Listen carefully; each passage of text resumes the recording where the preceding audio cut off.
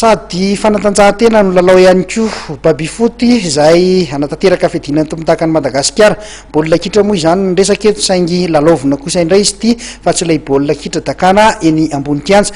Anatanteraka fidinany tompon-takany Madagasikara izy ireo, araka izany ka dia mitondra fanazavana mikasika indrindra izay ny mpikarakara ity faninanana ity.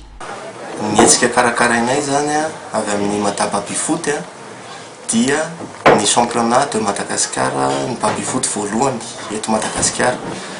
Io hetsika io dia amin'ny 13-14 septembre ho avy zao ao amin'ny kianja mitafy ny Mahamasina. Iarahana miasa ihany izy io amin'ny commune urbaine Antananarivo. Dia ny tanjona dia mba hamelomana indray ny fitiavana malagasy ny baby foty zany, izay efa mamporotaonany maromaro zay ny efa nilalaovan'ny gasy baby foty nefa dia ohatrany lasa nangatsiatsika ny filalaovana azy, na eo amin'ny any amin'ny tokantrano tsirairay zany na hoe any amin'ny toeram-piasana.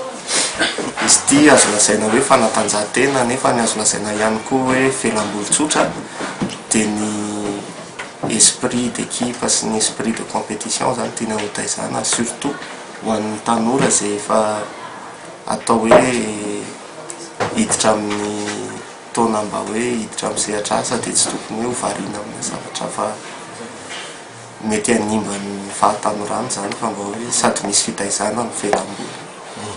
Inona antony hoe baby foty foazina zany? Foazina ny baby foty ny antony dia izy zany tsy dia mandany vola, tsy dia mandany vola ny filalaovana azy tsy mangataka teknika hoe teknika spesifika ohatran'ny taranja hafa sy ny sport hafa izy dia izy koa zany tsy mangataka hoe fotoana na fitaovana manokana ilaina, fa ny rehetra dia afaka milalao azy daholo. Anaona marina zany hoe fitaovana be raitra tokoa rehefa? Ny fitaovana zany dia fitaovana avy amin'ny mpiara-miasa anay anankiray mpamokatra baby foty, dia natao fitaovana hoe tena spécial compétition le izy zany mety sy mahazaka tsara n'le maha championnat de Madagascar an'ity hetsika ataonay ity. Mpandrenjara eritreretinareo ekipa firy dia hisy baby foty firy zany? Ny mpandray anjara eritreretinay ho avy zany amin'ity 90 ao anatiny ekipa 90 ao anatiny mety misy société mety misy olo-tsotra, dia isy baby foty 90 zany ao anatin'ny kianja mitafy ny Mahamasina io. Dia ny andro voalohany ny 13 septembre ny phase de qualification, dia ny andro alahady ny tapany maraina misy open zany ho an'izay tsy manao championnat fa dia hilalao fotsiny, dia ny lahady hariva phase finale ny championnat de Madagascar.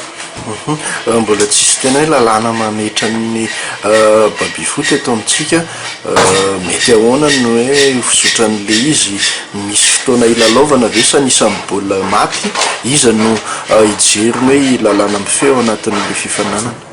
Ny resaka lalàna zany dia natao hitovitovy amin'ny lalàna iraisam-pirenena ihany. Fetrana ora no ilalaovana zany hoe 10 minitra ny match anankiray, 2 minitra sy sasany mifamatika, dia